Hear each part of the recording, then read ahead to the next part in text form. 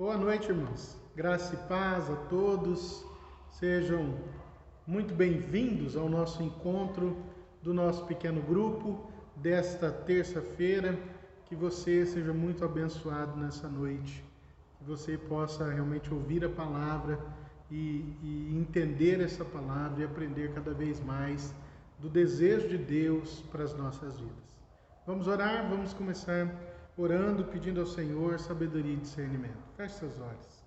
Deus, muito obrigado, Pai, por podermos nos encontrar desta forma mais uma vez, por podermos estar na Sua presença, Pai, por podermos, ó Deus, desfrutar desse momento de estudo da Sua palavra, palavra que para nós é regra de fé e prática, palavra que ilumina os nossos passos, Senhor, palavra que dirige as nossas vidas, que mostra o Seu amor, que mostra o Seu cuidado, que mostra, Deus, a salvação através de Cristo Jesus e que fortalece as nossas vidas e que enche o nosso coração com a Tua paz, que somente as Suas palavras podem trazer. Abençoa o Teu povo neste momento, abençoa cada pessoa que está vendo esse vídeo, Senhor, a fim de que ela possa aprender cada vez mais de Ti. Nós Te agradecemos por isso, Pai. Nós Te agradecemos pelo privilégio que temos de estudar a Sua palavra. Abençoa as nossas vidas em nome de Jesus. Amém. Irmãos, nós então temos estudado as lutas do cristão, porque durante toda a nossa vida aqui com Cristo, nós passamos por lutas decorrentes de várias coisas, como nós temos estudado, há algumas lições já, que nós somos tentados pelo nosso inimigo, Satanás. Nós também enfrentamos problemas porque não ouvimos a palavra de Deus, e então acabamos colhendo aquilo que nós plantamos. Estamos sujeitos às tempestades da vida, naturais da vida, como por exemplo a pandemia na qual nós estamos vivendo. Nós por crermos em Cristo, não estamos livres dessa pandemia. Pelo contrário, precisamos nos cuidar, fazermos toda a parte de higienização das mãos, tomar cuidado aonde nós vamos, se pudermos ficar em casa, ficarmos em casa, aqueles que podem trabalhar, que vão trabalhar, mas que tenham todo cuidado. Enfim, nós estamos sujeitos às tempestades da vida, E muitas vezes Deus também trabalha conosco, tratando o nosso coração. Hoje nós vamos estudando ainda, como nós temos a nossa revista, As Lutas do Cristão, nós estamos na lição 10 e o tema da lição 10 é a eficácia da oração. Será que a oração pode tantas coisas assim? Você, dentro da sua vida cristã, dentro da sua caminhada com Jesus, já teve suas orações respondidas? Já teve uma oração que algum pedido que você realmente foi lá fervorosamente todos os dias da sua vida ali e você realmente obteve o resultado que você esperava? Ou talvez qual foi a oração que ainda não foi respondida? Qual o problema que às vezes você colocou diante de Deus e talvez a solução que você obteve de Deus não foi a correta? Será que Deus faz isso conosco? Como é que Deus nos responde? Será que nós devemos orar pelo nosso povo, pela nossa nação, ou devemos deixar? Será que nós devemos orar também por aqueles que saem da igreja, por aqueles que se desviam no caminho, ou devemos nos esquecer totalmente deles? É isso que vai tratar essa lição, a nossa 10ª lição da nossa revista, As Lutas do Cristão. O texto básico dessa noite está em Tiago. Abra sua Bíblia aí na carta de Tiago, no capítulo 5, dos versículos de 13 a 20, é o que nós iremos ler hoje. Tiago 5, de 13 a 20, que vai nos dizer assim: Entre vocês, há alguém que está sofrendo? Que ele ore. Há alguém que se sente feliz? Que ele cante louvores. Entre vocês, há alguém que está doente? Que ele mande chamar os presbíteros da igreja, para que estes orem sobre ele e o unjam com óleo em nome do Senhor. E a oração feita com fé curará o doente. O Senhor o levantará. e se houver cometido pecados, ele será perdoado. Portanto, confessem os seus pecados uns aos outros e orem uns pelos outros para serem curados. A oração de um justo é poderosa e eficaz. Elias era um homem como nós. Ele orou fervorosamente para que não chovesse, e não choveu sobre a terra durante 3 anos e meio. Orou outra vez, e o céu enviou chuva, e a terra produziu os seus frutos. Meus irmãos, se algum de vocês se desviar da verdade, e alguém o trouxer de volta, lembre-se disso. Quem converte um pecador do erro do seu caminho, salvará a vida dessa pessoa e fará que muitíssimos pecados sejam perdoados. Ok? Então esse é o nosso texto para essa noite. A base do nosso texto básico então é Tiago, capítulo 5, dos versículos 13 a 20. Não é? Então, um cristão maduro, ele é aquele que tem uma vida plena com Jesus, mas é não só uma vida plena de ir aos cultos, mas é uma vida de oração, diante das lutas da vida, diante das lutas que ele enfrenta. Em vez de ficar amargurado, desanimado, reclamando, ele coloca as suas causas, né, diante de Deus, e Deus o responde. Deus o responde. Então, muitas vezes, nós chegamos à conclusão de que nós desperdiçamos tempo e energia tentando viver a vida sem oração, quando nós deveríamos nos colocar diante de Deus e clamar mais e orar cada vez mais. Isso é importantíssimo, não é? Então, Tiago nos encoraja a orar, descrevendo aqui, então ele vai falar sobre 4 situações em que Deus responde às nossas orações. Não é? Então, o primeiro ponto aqui, que dentro da nossa lição, ele fala que nós devemos orar pelos que passam por problemas, e ele usa o versículo 13 para isso, não é? Entre vocês alguém que está sofrendo, que ele ore. Alguém que se sente feliz, que ele cante louvores. Nos problemas, não murmure, mas ore. É isso que Tiago nos diz. O sofrimento aqui é provado por circunstâncias adversas. Não é? Quais são as circunstâncias adversas que nós enfrentamos? Saúde, finanças, família, relacionamentos e decepções. Então, em vez de nós murmurarmos contra Deus ou falarmos mal de algum irmão, não é?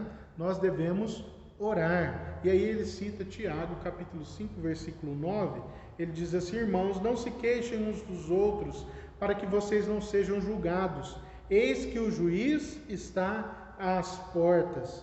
Então nós devemos apresentar os nossos problemas, até mesmo problemas que nós tivermos com algum outro irmão, diante de Deus, buscando a Deus, para que Ele nos abençoe, para que Ele nos dê sabedoria, para que Ele nos dê discernimento na forma em que nós devemos resolver essa situação. E aí Tiago, capítulo 1, no versículo 5, ele diz assim: se porém algum de vocês necessita de sabedoria, peça a Deus que a todos dá com generosidade e sem reprovações, e lhe será concedida. Então eu devo pedir a Deus para que Ele me abençoe com sabedoria, com discernimento, para tratar das questões da minha vida e também até se eu tiver algum problema dentro da igreja. Então, dentro desse primeiro ponto, nos problemas, não murmure, mas ore. Segunda coisa, Deus pode transformar problemas em triunfo através da oração.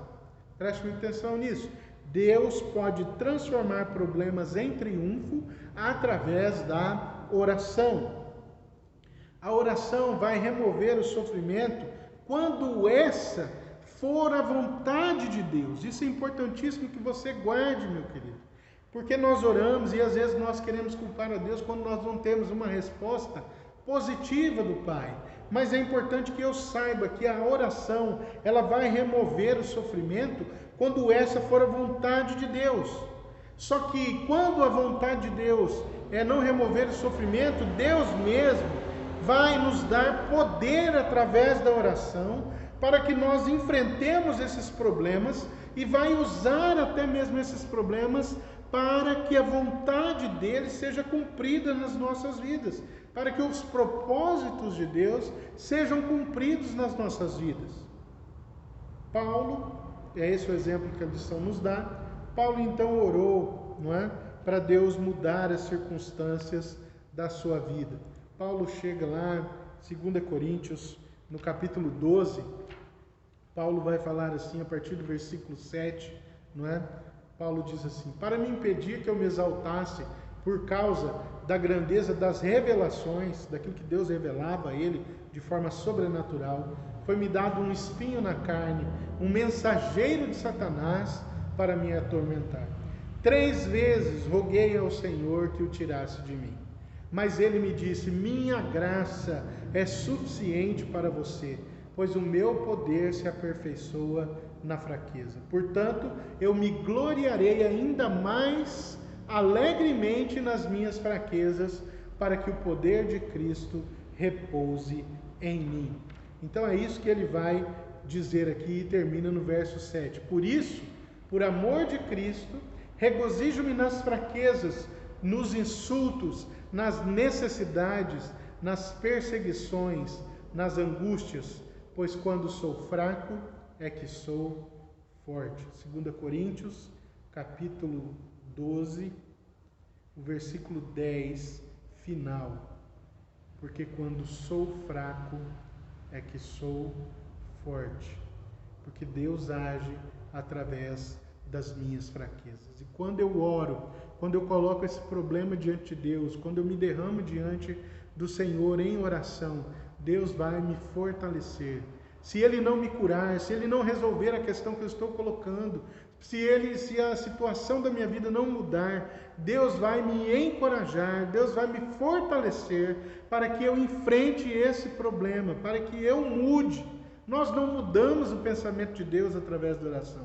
Nós não mudamos as coisas que Deus já tem propostas para as nossas vidas através da oração.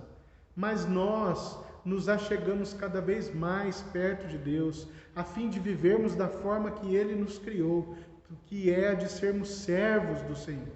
É isso que nós somos, servos de Cristo. E nós devemos viver dessa forma, como servos de Cristo. O servo não faz a sua vontade, mas a vontade do seu Senhor. Jesus é o meu Senhor.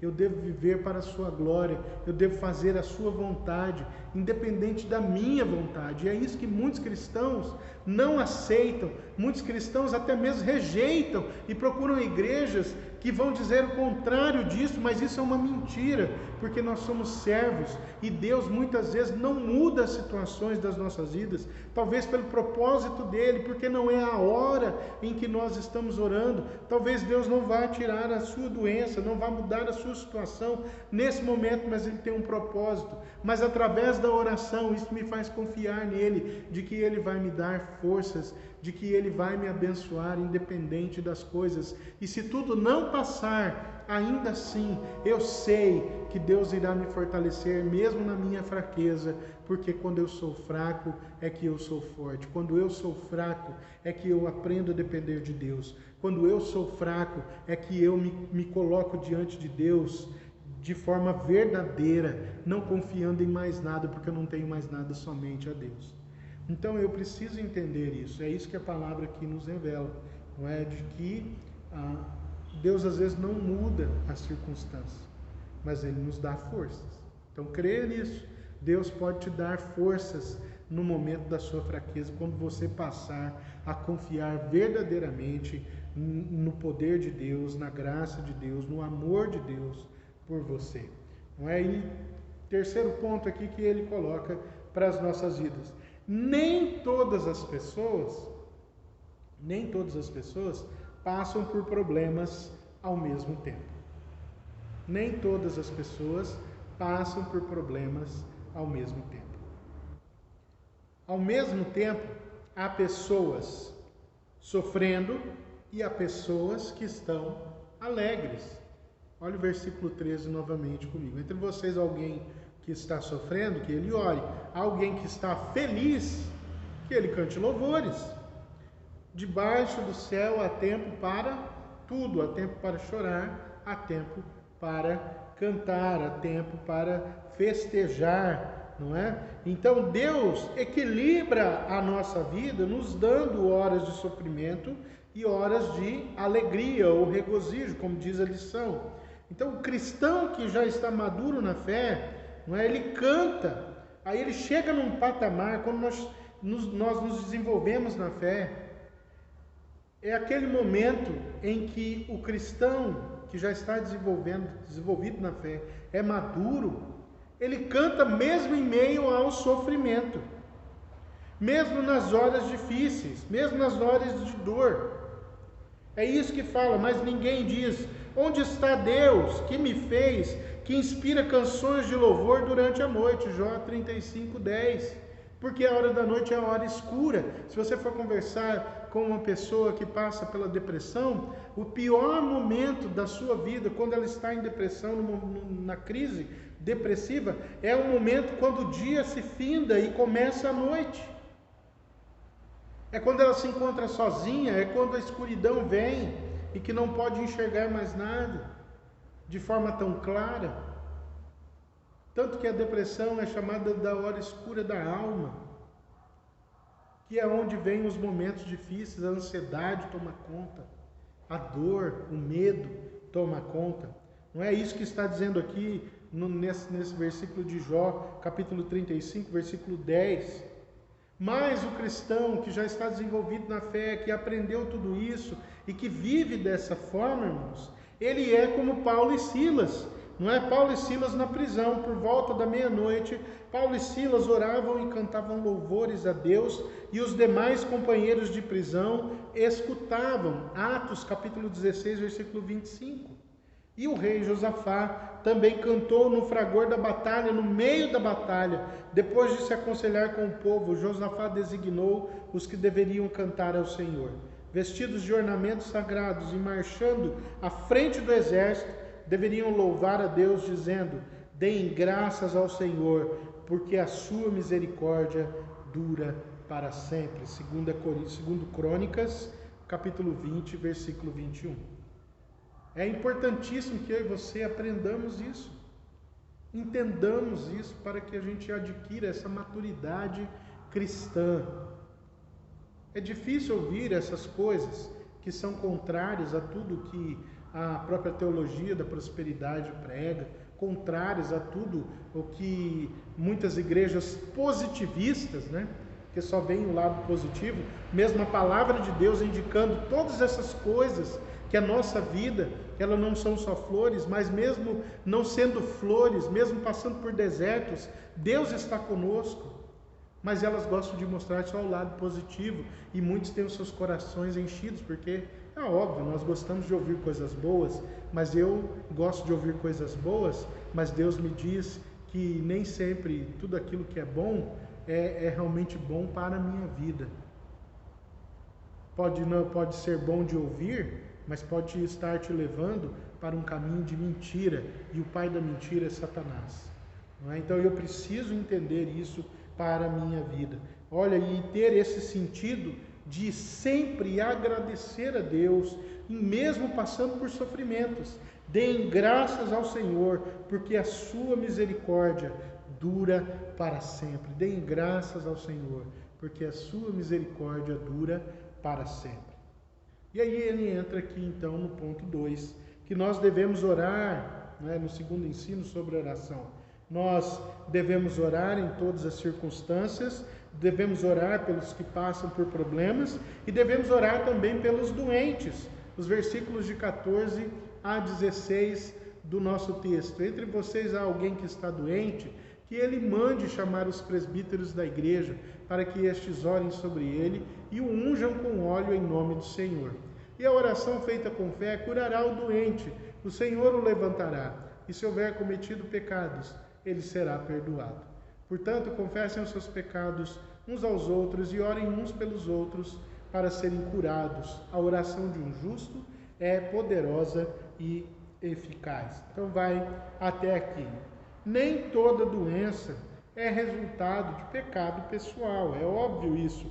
Mas o caso mencionado aqui por Tiago é um caso especial, não é? de uma doença hamartiagênica, é o que diz a lição. Hamartia é a questão de uma doença espiritual, de uma doença de pecado, não é, que veio acometido por causa de um pecado. Então, quais são os momentos aqui? Tiago vai colocando, elencando algumas coisas de como deve ser. O doente, ele reconhece a autoridade espiritual dos presbíteros da igreja, porque ele vai mandar chamar os presbíteros para orar por ele. O crente que está impossibilitado de ir à igreja, ele deve chamar os presbíteros da igreja para irem à sua casa, para orarem por ele. O doente reconhece assim que os presbíteros, e não um homem ou uma mulher que tem um dom de curar, um curandeiro qualquer, é que devem orar por ele, porque são autoridades instituídas por Deus dentro da igreja, para o exercício da oração mesmo pelos crentes. Os presbíteros devem fazer isso. É uma das atribuições dos presbíteros, orar pela igreja, orar pelos irmãos e com os irmãos. Não é? E aí, por presbíteros, entenda também o pastor. O doente, em terceiro lugar, ele confessa ali os seus pecados. A confissão é feita aos santos, ou seja, aos irmãos de fé, não é? E não a um sacerdote, aquela confissão auricular, como nós vemos na Igreja Católica Romana, não é? Apostólica Romana, onde você só é perdoado se você fizer a confissão diante do sacerdote, porque ele tem o poder de absolver os seus pecados. Somente Deus absolve pecados, irmãos. E isso é muito claro dentro da palavra de Deus. Nós somos pecadores. Somente Deus pode nos perdoar. Somente Ele pode nos perdoar. Não estou falando da questão de relacionamento. Não vai cair no erro de achar, então eu não preciso pedir perdão para ninguém. Não, existe uma coisa muito clara de que somente Deus é que perdoa os pecados, mas aquilo que você comete de erro contra outra pessoa deve ser acertado. E o modo de se acertar é pedindo perdão e perdoando também.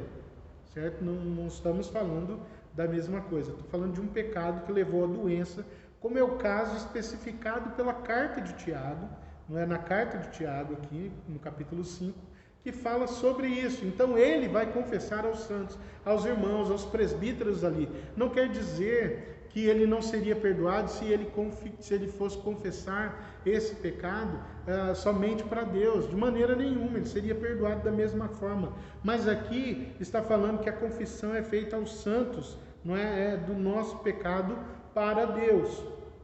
Então também aqueles que foram afetados por ele. Então nós devemos confessar o nosso pecado a Deus, obviamente, em primeiro lugar, mas também aos irmãos, para que quando nós entendemos que isso a doença ou a enfermidade, ela é fruto de pecado, para que estes orem por nós. Porque quando nós oramos junto com os irmãos, confessando pecados, nós somos curados, nós somos realmente restaurados. Então aqui esse é o momento, não é? Então aqui também aqueles que foram afetados por ele. Jamais devemos confessar um pecado além do círculo que foi afetado por aquele pecado. Ou seja, eu não preciso ficar alardeando os meus pecados, contando, vindo aqui à frente da igreja. Algumas igrejas gostam de fazer isso, chamar aqueles que estão em pecado e colocá-los aqui. Quando o pecado é público, é diferente. Mas se eu cometi um pecado, o pecado foi ali velado, eu tenho que orar a Deus. Um pecado privado, eu preciso orar a Deus. É uma confissão privada. Ainda que eu tenha que me confessar ou abrir o meu coração para um irmão, isso deve ser de uma forma privada. Eu não preciso escrever lá, mandar mensagem no WhatsApp ou fazer uma postagem nas redes sociais do meu pecado, porque Deus vai olhar para mim. E quando eu oro com alguém, isso é eficaz para a minha cura, para que haja confissão verdadeira de pecados, principalmente diante de Deus também, quando estão juntos, né? Orem uns pelos outros. Então, é uma postura muito errada quando acontece das pessoas lavarem a roupa suja em público. Pecados privados devem ser confessados de forma privada, não alardeado, não contado para os outros. Agora, aqueles pecados que se tornam públicos, aí sim não tem jeito, não é?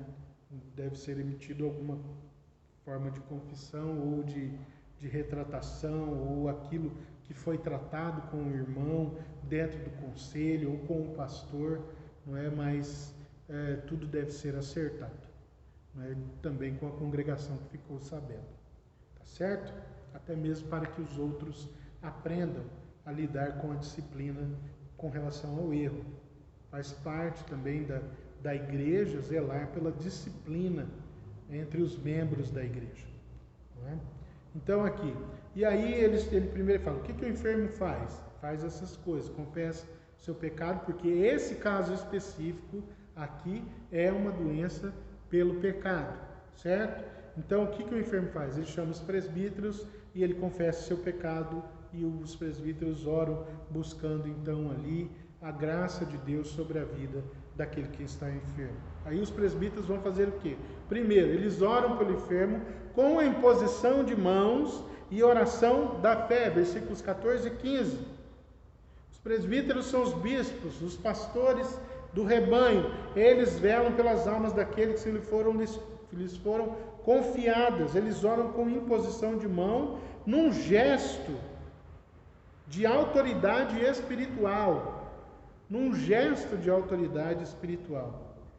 Tá? Igrejas que pregam sobre a autoridade espiritual, se a autoridade faz alguma coisa errada, né? Sempre vem aquela boa frase, não toque no ungido do Senhor. Né? Isso também é uma mentira, uma falácia. Nós estamos debaixo da unção de Cristo. E como autoridade devemos dar exemplo e sermos admoestados se estivermos errados, sim, não é?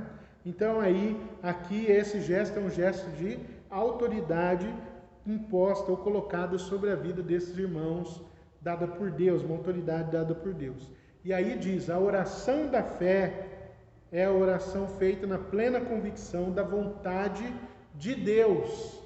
A oração da fé é feita na plena convicção da vontade de Deus, para que a vontade de Deus seja feita. E aí ele cita o texto aqui da primeira carta de João, capítulo 5, 1 João 5, versículos 14 e 15, que diz assim: esta é a confiança que nós temos ao nos aproximarmos de Deus. Se pedirmos alguma coisa de acordo com a vontade dele, com a vontade de Deus, ele nos ouve. E se sabemos que ele nos ouve em tudo que pedimos, sabemos que temos dele o que dele pedimos. Ou seja, se eu realmente creio em Deus, eu sei que eu vou ter aquilo que ele quer me dar, mas é o que ele quer me dar. Então a oração dos presbíteros é feita com autoridade, mas o poder da cura, o poder da restauração não é dos presbíteros, não é porque eles estão com as mãos levantadas, mas é porque Deus assim quer curar, quer transformar, quer restaurar a vida daquele irmão. É assim que funciona. Não há mão poderosa, a não ser a mão de Deus. Não é o presbítero, não é a pessoa. Muitos pastores, nós vemos muita gente aí que gosta, né, de pôr a mão sobre as pessoas e dizer, não, eu curo, eu faço, passar a toalha, né, no seu suor e dar aquela toalha para a pessoa levar para um enfermo na casa ou alguma coisa, como se houvesse poder naquele suor, naquela mão. Queridos, isso é charlatanice, esse é o nome correto, não é? E essa é uma vergonha para o Evangelho, e não é à toa que a igreja evangélica brasileira é essa vergonha, e não só a brasileira, mas fora daqui, porque isso vem de fora. Esse tipo de pensamento não é natural daqui, aqui parece que ele é aprimorado, né? na charlatanice, mas isso vem de fora. Não é à toa que a igreja está como está, porque eles não pregam a verdade, mas enganam pessoas. O poder é única e exclusivamente de Deus. E se há cura, se há restauração, é porque Deus assim abençoou. Qual é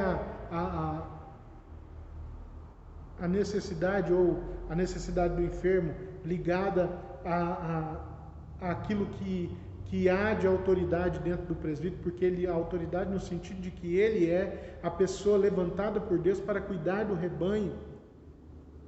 O enfermo chama, os presbíteros vão, impõem as mãos, oram, e é Deus quem abençoa. Não é? E aí ele cita o texto que nós lemos de 1 João.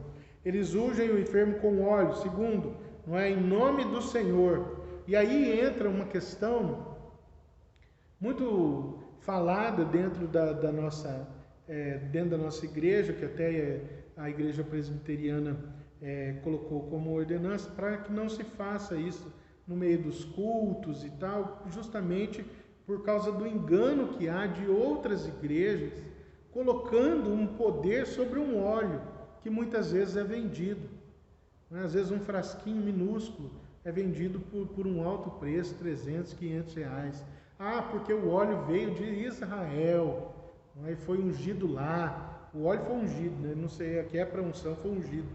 Ah, não, porque eu deixei aqui uma Bíblia dentro desse galão de óleo aqui, desse azeite de oliva com especiarias, né, para ficar cheiroso, e eu coloquei a Bíblia, que é a palavra de Deus, que é o poder de Deus, não é, que traz restauração e salvação, e porque essa Bíblia estava aqui mergulhada nesse óleo, esse óleo se tornou poderoso, mas basta que você pague uma pequena parcela para ter acesso ao poder de Deus que está nesse óleo.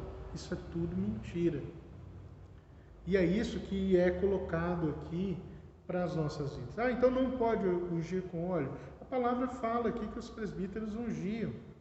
Dentro dessa situação, nós entendemos que o Velho Testamento nos apresenta o óleo como sinal da unção de Deus sobre a vida daquele que recebe o óleo. Quando Davi é chamado a ser rei, Samuel pega e derrama óleo sobre a sua cabeça, mostrando que a unção do Senhor estava sobre a vida de Davi, mostrando que ele havia sido escolhido por Deus para ser o rei de Israel. Então nós vemos que o óleo mostra essa questão da unção, do poder de Deus colocado sobre a vida da pessoa. Não é? Também, quando nós vamos vendo dentro do Velho Testamento, e até mesmo no início, quando fala até da questão do samaritano, quando Jesus conta a parábola do bom samaritano, não é? Nós vemos que ele vê a pessoa e o samaritano vai lá e ele cura, limpa as feridas e passa óleo sobre as feridas. Havia a questão, não sei se curativa, talvez se tivesse alguma especiaria, alguma coisa, alguma planta que fosse antibiótica, né? Tivesse antibiótico na sua composição, talvez pudesse trazer cura. Mas o óleo passado sobre a ferida, depois da ferida limpa, era para proteger, para que insetos, como as moscas e outros insetos, não viessem sobre aquele machucado e colocasse ali seus ovos para criar larva e assim por diante. Era para proteger. Nos nossos dias atuais, nós vemos que a oração ela é sim eficaz para a cura, não é? Para buscar a cura do enfermo de um pecado.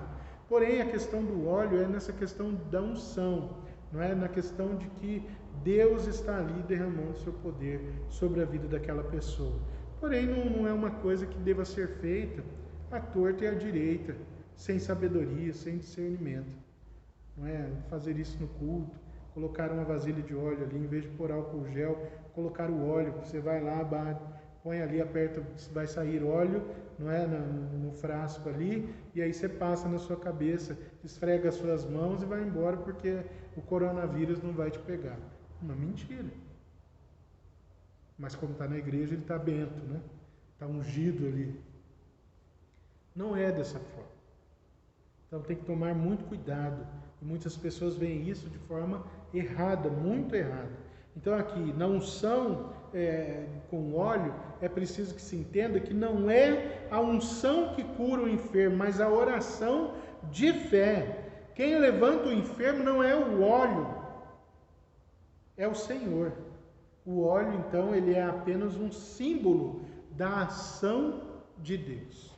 Um símbolo da ação de Deus. A mesma coisa do batismo. O batismo não salva. A água do batismo não salva. Não importa se você mergulhou num rio, não importa se você entrou numa piscina, não importa se derramaram água sobre você, não importa se apenas jogaram água sobre você.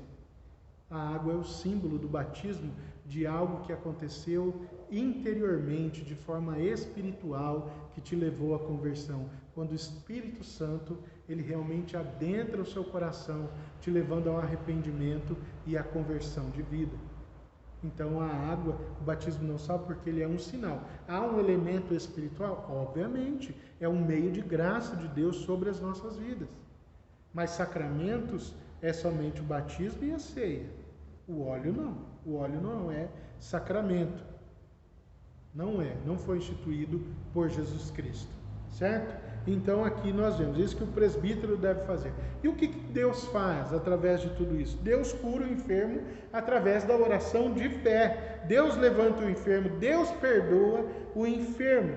Então nós devemos orar, interceder pelos irmãos, buscar sim a oração dos presbíteros, para que Deus haja através da liderança da igreja, para que Deus possa usar a vida dos irmãos da igreja para nos curar, para nos levar ao arrependimento também, para que haja confissão de pecados. Nós devemos então, esse é o terceiro ponto, orar pela nossa nação. Você é a favor de orar pela nação? Você tem orado pelo nosso país? Amados, quando a nação se desvia de Deus, os profetas de Deus devem orar e pregar. Israel se afastou de Deus e Elias aparece no cenário para confrontar o rei, para confrontar o povo dentro dos seus pecados e aqueles profetas de Baal que haviam sido levantados. E então Elias não só falou aos homens, ele falou com Deus e ele falou: olha, não vai chover. De acordo com a oração dele, parou de chover. 3 anos e meio depois ele foi lá, orou novamente e choveu, depois da sua oração. Os crentes, embora não perfeitos, eles podem ter vitória através da oração. Porque o próprio texto aqui nos mostra que Elias era um homem sujeito às mesmas fraquezas. Que fraqueza, irmãos? Profeta do Senhor. Elias teve medo. Elias fugiu. Elias sentiu que ele era um fracasso e ele entrou em depressão por isso. Elias pediu para morrer, para que Deus tirasse a sua vida. Mas Elias era um homem justo e a oração de um justo pode muito na sua eficácia. Elias era um homem justo diante de Deus, que fazia a vontade de Deus. Nós hoje somos justificados através da fé em Cristo Jesus, somos justificados, estamos reconciliados com o nosso Deus. E em nome de Jesus, Ele ouve as nossas orações, as nossas petições, as nossas dores, o nosso clamor. Então é preciso que a gente entenda isso, que há poder na oração feita pelo justo, né? Então Elias orou com muita persistência. E muitas vezes nós fracassamos justamente nesse ponto, porque quando Deus vai nos abençoar, nós desistimos da oração. Nós paramos de clamar, nós paramos de pedir. E é por isso que muitas vezes nós fracassamos. Paramos de orar. Elias orou com intensidade. Elias orou com força. Não é? Versículo 17. Perdão. Elias era humano como nós e ele orou fervorosamente para que não chovesse, e não choveu sobre a terra durante 3 anos e meio. Ele orou fervorosamente. Fervorosamente Deus agiu sobre a vida de todo o povo. Ele pôs, então, significa pôr, fervorosamente é pôr o coração na oração. Então nós devemos orar sim pela nossa nação hoje, para que Deus traga convicção do pecado, porque a nossa nação é uma nação pecadora. Sim, o nosso país está mergulhado na corrupção, mergulhado numa vida longe de Deus, mergulhado no pecado sexual, mergulhado em toda forma de pecado. Terrível, irmãos. Nós devemos sim orar pelo nosso país, para que Deus tenha misericórdia do nosso país, para que Deus use essa pandemia, para que pessoas sejam alcançadas pelo Evangelho, para que Deus use toda essa situação, para que haja juízo, o juízo de Deus e o juízo inculcado na cabeça da liderança da nossa igreja, do nosso país, na liderança do povo, na cabeça do povo, para que eles entendam que precisam ser justos, ser honestos, ser bondosos, ser amáveis, fazer o que é correto, porque a corrupção é endêmica. Ela não está só nos políticos, mas ela faz parte da vida social das pessoas que gostam de fazer o que é errado, que tem prazer nisso, em enganar o outro. Nós devemos orar pelo nosso país, dividido por polaridades políticas, onde o povo deveria estar unido nesse momento, buscando que o governo fosse um bom governo, para que todo mundo tivesse uma vida melhor, mais justa, mas não ficam brigando. Eu sou de Pedro, eu sou de Apolo. Nós devemos orar, clamar pelo nosso país, cada vez mais, para que Deus faça justiça, para que Deus traga justiça social, para que Deus levante homens e mulheres que tenham os preceitos do Senhor gravados no seu coração, para que busquem a justiça social dentro do nosso país. Então é preciso sim orar pela nossa nação, clamar fervorosamente pelo nosso país, para que Deus realmente nos abençoe. Nós devemos orar pelos desviados, versículos 19 e 20 do nosso texto. Meus irmãos, se algum de vocês se desviar da verdade e alguém o trouxer de volta, lembre-se disso.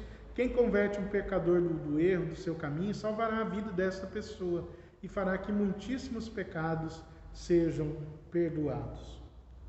É importante que a gente vá atrás daqueles que se perderam? É, claro que é. É isso que está dizendo aqui. Nós devemos orar por essas pessoas para que Deus toque o seu coração. Se nós encontrarmos com ela, nós devemos conversar com essa pessoa, orar com essa pessoa, para que ela possa abrir os olhos para ver que ela está se afastando de Deus.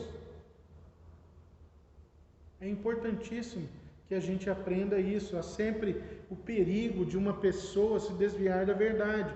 Então, por essa razão, importa que nós nos apeguemos com mais firmeza às vontades ou às verdades ouvidas, para que dela a gente jamais se desvie. Hebreus capítulo 2, versículo 1. A gente deve sim buscar a verdade de Deus e deve alertar aqueles que estão se perdendo.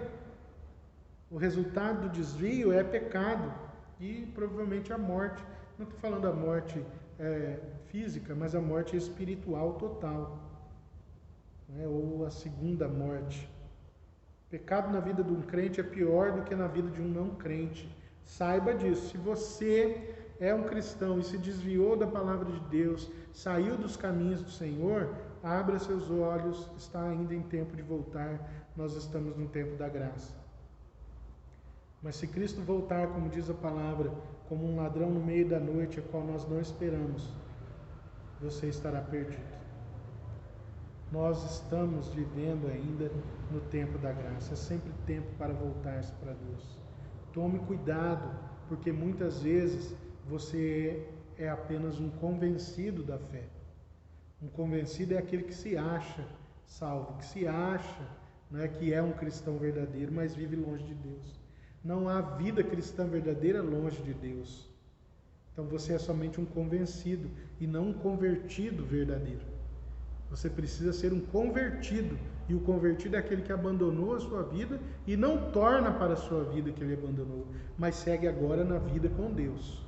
Então eu preciso alertar aqueles que estão errados. Se ele for um convencido, ele irá se perder, e isso redundará no final de tudo para a glória de Deus. Saiba disso.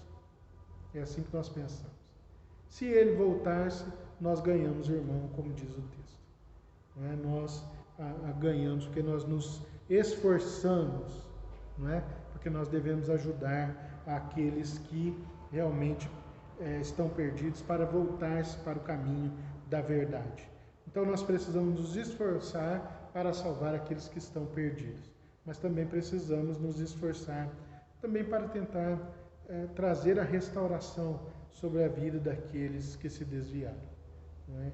Então é preciso que a gente busque isso e fazer isso. Então a gente deve orar por aqueles que estão desviados, orar pela nossa pátria, pedir que os presbíteros orem por nós, que eles façam visitas nas nossas casas, se nós estivermos doentes, impossibilitados de participarmos da ceia, de participarmos do culto, porque nós estamos doentes, nós devemos pedir aos presbíteros que vão à nossa casa para orar por nós, para falar conosco, para estar conosco. Esse é o papel da igreja, não é? Agora, não tente jogar a culpa sobre os presbíteros ou até mesmo sobre o pastor, se ninguém sabe o que está acontecendo na sua vida, se você esconde a sua vida. Entenda isso.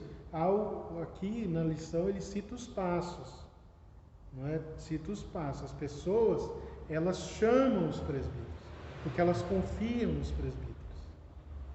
Então é bem claro isso no texto. Se ninguém sabe pelo que você passa, nós não somos adivinhadores. Nós não somos adivinhadores. Aliás, a palavra prega contra isso, né? Os adivinhadores, os feiticeiros não herdarão o reino dos céus. Mas, se você nos conta, nós devemos ir à sua casa. Nós devemos lhe fazer uma visita. Então busque isso para a sua vida.